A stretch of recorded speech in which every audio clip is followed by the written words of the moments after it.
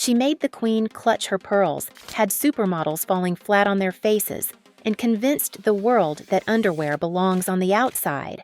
Meet Vivienne Westwood, the woman who turned safety pins and bondage gear into high fashion while the fashion elite watched in horror. What I do is very good, and I know that I've put 100% everything I can into it. When other designers were creating pretty dresses, she was using provocative imagery as social commentary and dressing the Sex Pistols. It's a question of how you feel. The point is to change yourself. When they played it safe, she sent models down runways in shoes so dangerous they became weapons. Vivienne didn't just break fashion rules, she shredded them, set them on fire, and danced on the ashes wearing a corset and 9-inch platforms. From a small-town teacher to the godmother of punk, Vivienne Westwood didn't just create clothes, she created cultural movements. She dressed the Sex Pistols, brought fetish wear to the high street, and somehow convinced the same royal establishment she once mocked to give her a fancy title. Dame Vivienne Westwood. How's that for a plot twist? But here's what most people don't know. Behind those crazy runway shows and wild designs was a woman who fought relentlessly for environmental causes. I love these funny faces. I did them, but I just... Human rights and freedom of speech until her very last breath. A working-class girl who became fashion royalty without ever losing her rebellious spirit. So grab your safety pins and tartan pants as we dive into the extraordinary life of the woman who took British fashion from boring to bloody brilliant. This isn't just a fashion story, it's a punk rock revolution on a runway.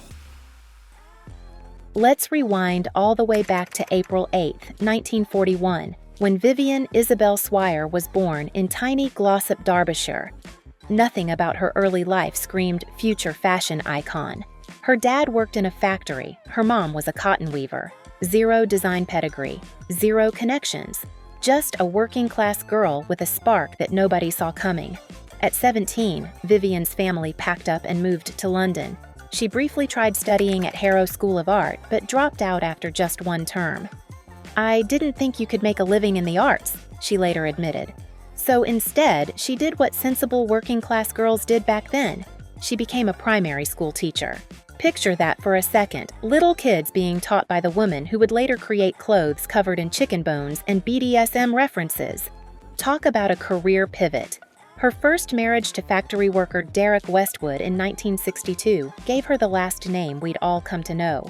Together, they had a son, Benjamin. She spent her days teaching and her nights making jewelry on the side to sell at small markets. Nothing in her life hinted at the fashion revolution she'd eventually lead, but everything changed in 1965 when Vivienne met art student Malcolm McLaren. The chemistry was instant, not just romantically but creatively. Their connection was magnetic, electric, two creative minds that saw the world through a different lens. They had a son, Joseph Correa, who later founded lingerie brand Agent Provocateur, keeping rebellion in the family. And together, they'd shake up the fashion world in ways nobody saw coming. By 1971, Vivienne ditched the classroom for good. With Malcolm, she opened a boutique at 430 Kings Road in London called Let It Rock. The shop specialized in teddy boy fashion, those 1950s rockabilly styles with coiffed hair and drainpipe trousers. But this was just the beginning of their retail shape-shifting. "I always had this belief in the significance of clothes," Westwood later said. "I knew clothes could be used to upset people and provoke a response." The store was basically having an identity crisis every couple of years. In 1972, they renamed it Too Fast to Live, Too Young to Die, focusing on rocker gear. Then, in 1974, boom! It transformed into Sex, selling rubber fetish wear, provocative t-shirts, and bondage gear that would make your grandma faint. The shop sign? Giant pink letters spelling SEX. Subtle, right? The boutique became notorious. London Evening News called it the most shocking store in London. They weren't wrong. Walking past the storefront meant confronting rubber bodysuits, whips, chains, and t-shirts with explicit imagery all proudly displayed. Parents would hustle their kids across the street to avoid the window displays. Sex became ground zero for the emerging punk scene. The shop wasn't just selling clothes, It was selling an attitude. Their most infamous designs? T-shirts with explicit naked cowboys, bondage trousers with straps connecting the legs, and ripped shirts held together with safety pins and chicken bones. One customer described walking into the shop. It was like entering another world. The staff were intimidating, the clothes were scary, and the music was loud. You weren't just buying clothes, you were buying into a movement. Jordan, one of the shop's iconic sales assistants with her dramatic makeup and spiky hair, deliberately created an intimidating atmosphere. "We were there to confront, not to comfort," she once said. The shop didn't want to welcome everyone, that was the whole point. It was exclusive through sheer intimidation. In 1976, the store rebranded again as Seditionaries, literally selling sedition and rebellion through fashion. This is when the magic really happened. Malcolm had started managing an unknown band called the Sex Pistols, and Vivienne dressed them in her designs. When the Pistols exploded onto the scene, Westwood's punk aesthetic went worldwide. Those ripped shirts, safety pins, tartan pants, and spiked dog collars became the uniform of youth rebellion across the globe. Johnny Rotten strutting around in Westwood's clothes screaming "Anarchy in the UK" wasn't just a fashion statement, it was a big middle finger to the establishment. And Vivienne was handing out those middle fingers by the dozen through her designs. One journalist summed it up. What Westwood and McLaren did was weaponize clothing. Every stitch was an act of rebellion. Punk wasn't just a look. It was a response to unemployment, class divisions, and the failure of 1960s idealism. And Vivienne gave it its uniform. The "God Save the Queen" t-shirt, featuring the monarch with a safety pin through her lip and provocative imagery, caused national outrage when the Sex Pistols wore it. The design was deliberately shocking as anti-establishment commentary, but stores selling it faced legal threats and public backlash. The message was clear. Fashion could be dangerous, and Westwood had created something that genuinely frightened the establishment. By 1980, the boutique shapeshifted once more into World's End, with a giant clock on the facade running backward. Because of course it did. Nothing screams Vivienne like telling time to go screw itself. But here's the wild part. Just when everyone thought they had Vivienne pegged as the punk provocateur, she completely flipped the script. In 1981, she debuted her first proper runway collection called Pirate. Gone were the safety pins and bondage gear, replaced by romantic, swashbuckling outfits inspired by 18th century clothing. The fashion press was stunned. Pirates? From the punk lady? What was happening? "I'm not interested in doing the same thing twice," Vivienne shrugged. "I'm only interested in doing what I find interesting."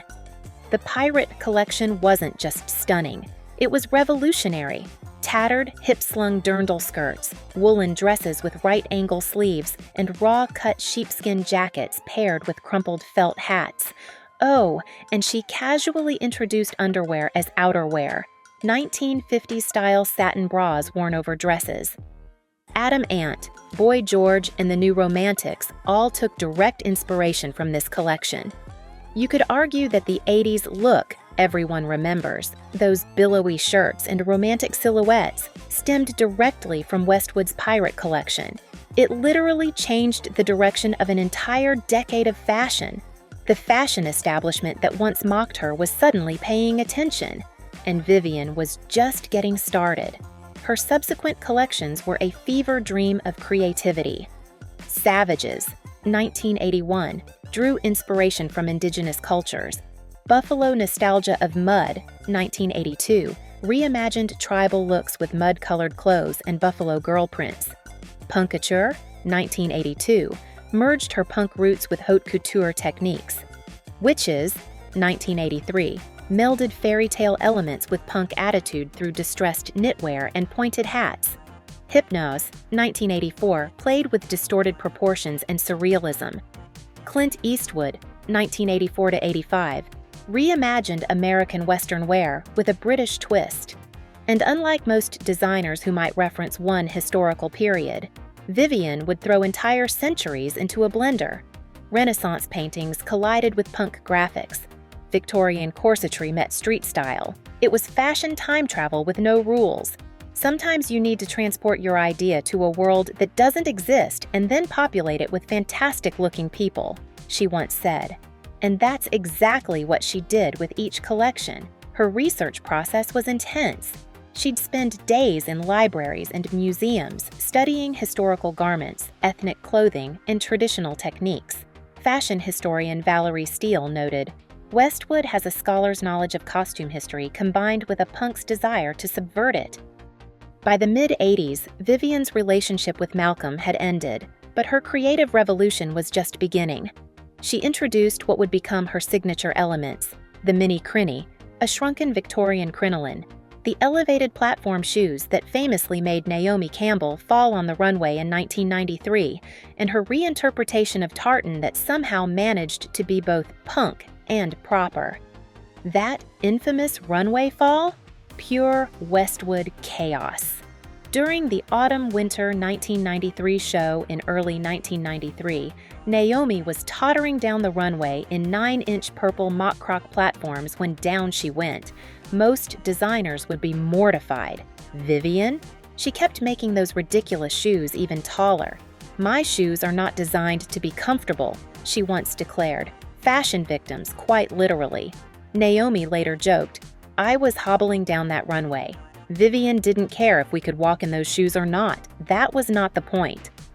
The video of that fall is now legendary, a perfect example of Westwood's refusal to compromise vision for practicality. Vivienne's signature orb logo, a royal orb with a Saturn-like ring, perfectly captured her ethos, taking establishment symbols and twisting them just enough to be subversive while remaining recognizable. She explained it as taking tradition into the future. That orb became one of fashion's most recognizable logos, adorning everything from jewelry to perfume bottles. By the 90s, Vivienne had achieved what seemed impossible. She'd gone from punk pariah to establishment darling without selling out. In 1992, the Queen awarded her the Order of the British Empire. In what became an iconic fashion moment, Vivienne twirled for photographers outside Buckingham Palace, revealing she wasn't wearing underwear beneath her outfit. The tabloids went wild. "I wanted to show off my outfit by twirling the skirt," she later explained with a mischievous smile. "It didn't occur to me that, as the photographers were practically on their knees, the result would be more glamorous than I expected." Whether planned or accidental, it became one of fashion's most memorable moments. When asked about this royal recognition, Vivienne quipped, "I'm supposed to be the only anarchist with an OBE, and damned proud of it." She was later elevated to Dame Commander in 2006, putting her on par with the greatest British fashion designers in history. The 90s and 2000s saw Westwood's empire expand globally. She opened stores in New York, Milan, Tokyo, and Hong Kong. Her designs appeared in major museums.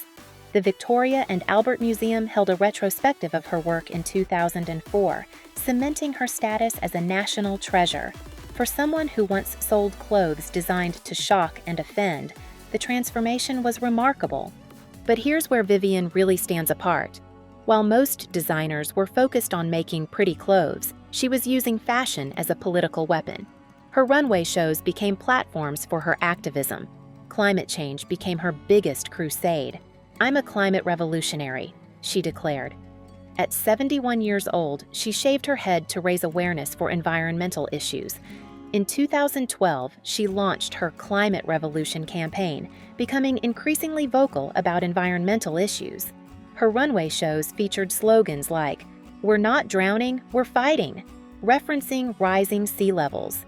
She wasn't just talking the talk either. In 2007, she transformed her business practices, embedding sustainability into her brand decades before it became fashionable. She reduced her collections by 50%, focusing on quality over quantity. "Buy less, choose well, make it last," became her mantra. Basically, telling her own customers to shop less. What other fashion designer does that? For her activism, Vivienne would often show up at protests dressed in the most outlandish outfits, making sure cameras captured her first, then heard her message. "Leverage your visibility," she'd say. In 2015, she rode in a military-style armored vehicle to then Prime Minister David Cameron's home in Oxfordshire to protest fracking. Not subtle, but definitely attention-grabbing. In 2005, she collaborated with civil rights group Liberty, designing T-shirts protesting anti-terrorism legislation with the slogan, "I am not a terrorist, please don't arrest me." In her 70s, when most people are enjoying retirement, she dressed as a canary in a cage on top of a van outside London's Old Bailey courthouse to protest against Julian Assange's extradition. Her activism sometimes got her in trouble. Critics called her naive for supporting causes without understanding their complexity. But Vivienne didn't care.